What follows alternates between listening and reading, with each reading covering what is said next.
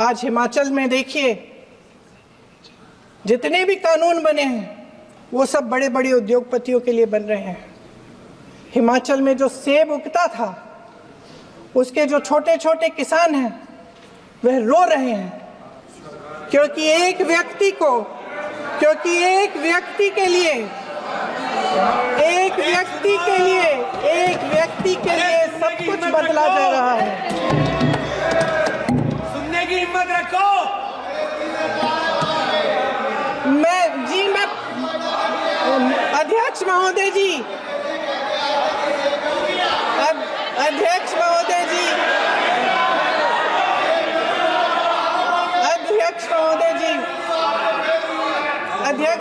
जी, अडानी जी को सारे cold storage प्रदेश की सरकार ने नहीं दिए।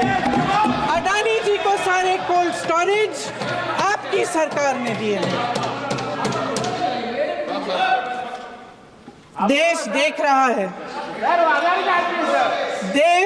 रहा है कि एक व्यक्ति को बचाने के लिए 142 करोड़ देश की जनता को नकारा जा रहा है। सारे बिजनेस, सारे संसाधन, सारी दौलत, सारे मौके एक ही व्यक्ति को सौंपे जा रहे हैं। सारे बंदरगाह, एयरपोर्ट्स, सड़कें, रेलवे का काम, कारखाने, खदानें, सरकारी कंपनियां सिर्फ एक व्यक्ति को दी जा रही है। जनता के मन में हमेशा ये विश्वास होता था कि अगर कुछ नहीं है तो संविधान हमारी सुरक्षा करेगा, मगर आज आम लोगों के बीच ये धारणा बनती चली जा रही है कि सरकार सिर्फ अडानी जी के मुनाफे के लिए चल रही है। देश में बहुत तेजी से खैर बराबरी बढ़ रही है।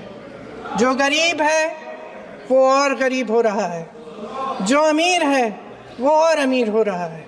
इस सरकार ने आर्थिक न्याय की भी सुरक्षा कवच तोड़ दिया है।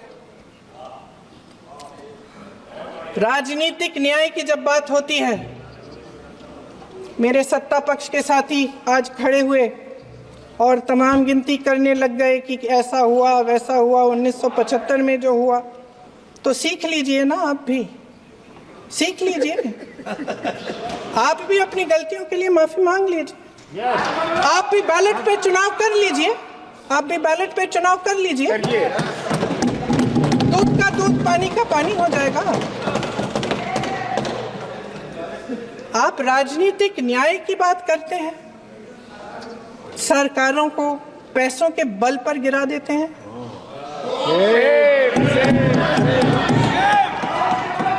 मेरा आग्रह है कि अपन संविधान में सकारात्मक बोले।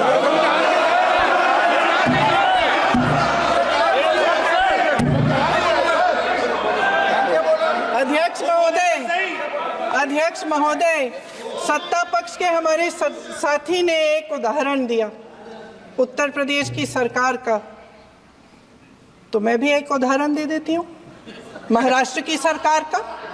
मैं भी एक उदाहरण दे देती हूँ हिमाचल की सरकार को तोड़ने की कोशिश किसने की, पैसों के बल पे की, गोवा की सरकार। तमाम उदाहरण राजस्थान की। क्या ये सरकारें जनता ने नहीं चुनी थी? क्या संविधान इन पर लागू नहीं था? पूरी देश की जनता जानती है कि इनका हंसती है, जानती है कि इनके यहाँ तो वॉशिंग मशीन है।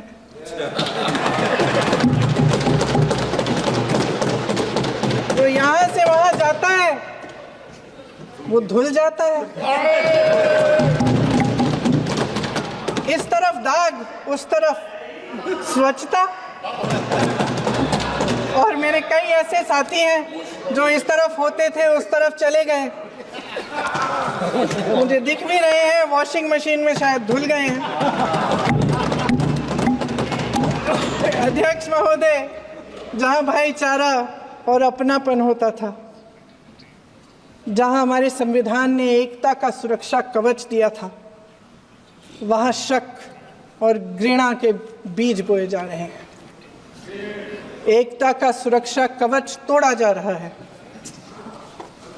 प्रधानमंत्री जी यहाँ सदन में संविधान की किताब को यूं माथे से लगाते हैं, लेकिन संभल में, हाथरस में, मणिपुर में जब न्याय की गुहार आती है, उठती है, तो उनके माथे पे शिकन तक नहीं आता।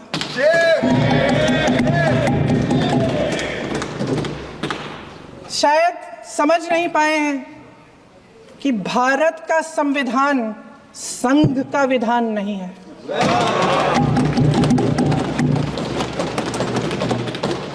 भारत के संविधान ने हमें एकता दी, हमें आपसी प्रेम दिया। उस मोहब्बत की दुकान जिस पर आपको हंसी आती है, उसके साथ करोड़ों देशवासी चले। करोड़ों देशवासियों के दिल में एक दूसरे के लिए प्रेम है, घृणा नहीं है।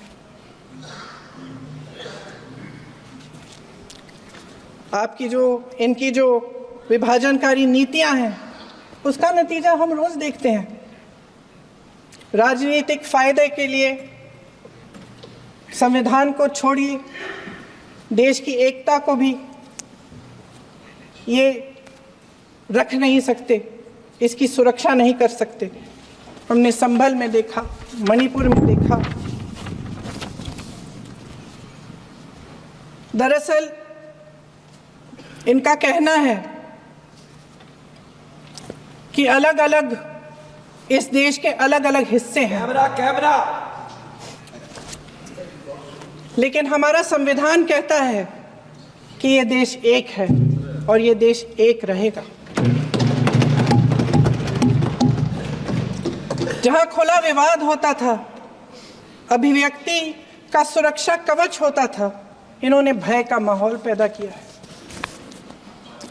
सत्ता पक्ष के मेरे साथी अक्सर 75 सालों की बात करते हैं, लेकिन इन 75 सालों में ये उम्मीद, आशा, ये अभिव्यक्ति की ज्योति कभी थमी नहीं, कभी बुझी नहीं। इस देश की जनता ने खुलकर आलोचना की, निडर होकर धरने किए, प्रदर्शन किए। जब जब जनता नाराज हुई, तब तब सत्ता को ललकारा, उसे चेतावनी दी, बड़े से बड़े नेताओं को कटघरे में खड़ा किया, उनसे जवाब मांगा, न्याय मांगा। इस देश के छोटे छोटे से नुक्कड़ की दुकानों में, चाय की दुकानों में, इस देश के घरों में, गलियों में, मोहल्लों में, अखबारों में, प्रकाशन घरों में, न्यायपालिकाओं में चर्चा कभी बंद नहीं हुई। लेकिन आज ये माहौल नहीं है। आज जनता को सच बोलने से डराया जाता है, धमकाया जाता है। पत्रकार हो या विपक्ष का नेता हो या किसी यूनिवर्सिटी का प्रोफेसर हो, छात्र संघ हो या कर्मचारियों का संगठन हो, सबका मुंह बंद कराया जाता है। किसी पे ईडी, किसी पे सीबीआई, किसी पे इनकम टैक्स, फर्जी मुकदमे लगवाए जाते हैं, जेल में डाल दिया जाता है। विपक्षी नेताओं को जेल में डाल दिया जाता है, उनको सताया जाता है। किसी को नहीं छोड़ा इस सरकार ने। देशद्रोही कह के उत्तर प्रदेश में मुझे याद है कुछ अध्यापिकाएं प्रदर्शन कर रही थी, उन पर मुकदमा डाल दिया देशद्रोही का, उन्हें देशद्रोही कह दिया। इन्होंने देश का पूरा माहौल भय से भर दिया है। इनकी मीडिया की मशीन झूठ फैलाती है, तरह तरह के आरोप लगाती है, और शायद वह भी भय में ही है। महोदय, मैं इस सदन को याद दिलाना चाहती हूँ कि ऐसा डर का माहौल देश में अंग्रेजों के राज में था। जब इस तरफ बैठे हुए गांधी की विचारधारा वाले लोग आज़ादी की लड़ाई लड़ रहे थे, और उस तरफ वाली विचारधारा वाले लोग भय में रहकर अंग्रेजों के साथ साठ-गांठ कर रहे थे। लेकिन अध्यक्ष महोदय, भय का भी अपना स्वभाव होता है। भय फैलाने वाले हमेशा भय का खुद शिकार बन जाते हैं। ये प्रकृति का नियम है। आज इनकी भी यही हालत हो गई है। भय फैलाने के इतने आदी हो गए हैं कि खुद भय में रहने वाले हैं, चर्चा से डरते हैं, आलोचना से घबराते हैं। कई दिनों से हम मांग रहे हैं कि चर्चा करिए, लेकिन चर्चा करने की हिम्मत ही नहीं है।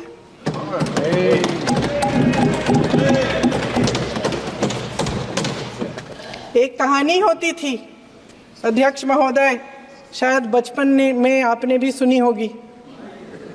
राजा भेष बदलकर बाजार में आलोचना सुनने जाता था। ये सुनने जाता था कि प्रजा मेरे बारे में क्या कह रही है, मैं सही रास्ते पे चल रहा हूं कि नहीं। लेकिन आज का राजा, भेष तो बदलते हैं आज के राजा, शौक तो है उनको भेष बदलने का, लेकिन न जनता के बीच जाने की हिम्मत है और न आलोचना सुनने की। महोदय, मैं तो सदन में नहीं हूं।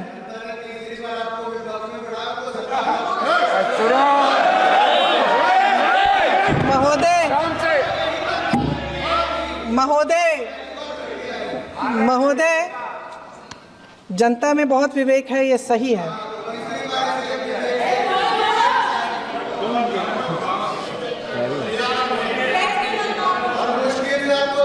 अच्छा महोदय, मैं सदन में नहीं हूँ,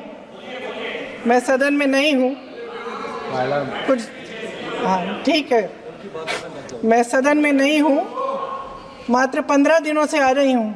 लेकिन मुझे ताज्जुब होता है कि इन 15 दिनों में इतनी बड़े इश्यूज हैं, इतनी बड़ी बातें हैं, प्रधानमंत्री जी मात्र एक दिन के लिए, शायद 10 मिनट के लिए दिखे हैं सब।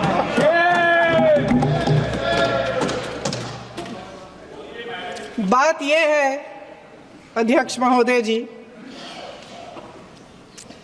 कि ये देश भय से नहीं, साहस और संघर्ष से बना है।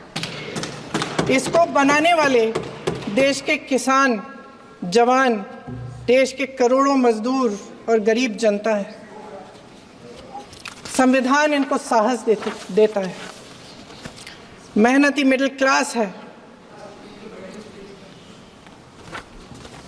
और इस देश के जो करोड़ों देशवासी हैं, जो रोजाना भयंकर परिस्थितियों का सामना करते हैं, उनको साहस देता है। वायनाड में जो आपदा आई, उसमें एक छोटा लड़का था 17 साल का। 6 घंटों के लिए उसने अपनी माँ को बचाने की कोशिश की। 6 घंटों के लिए आप सोच सकते हैं कि अगर नदी की धारा बह रही है, नाराज है, आप अपनी माँ को पकड़े हो, 6 घंटों के लिए पकड़े रखते हो कि मेरी माँ बच जाएगी, और अंत में वो माँ भी बह जाती है। उस लड़के का साहस, उन महिलाओं का साहस जो पीड़ित हैं लेकिन फिर भी अपनी लड़ाई लड़ रहे हैं, उन संभल के बच्चों का साहस जिनके पिताजी अभी गुजर गए, लेकिन फिर भी उनके सपनों को साकार करने की हिम्मत है, उनका साहस है। वो साहस से संविधान ने दिया है।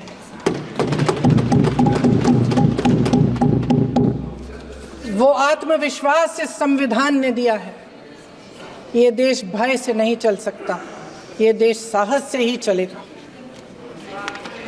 भय की भी सीमा होती है, और जब वो सीमा पार हो जाती है, जब किसी को इतना दबाया जाता है कि उसको लगने लगता है कि अब मेरे पास खोने के लिए कुछ नहीं है, तब उसमें एक ऐसी शक्ति पैदा होती है जिसके सामने कोई कायर खड़ा नहीं हो सकता।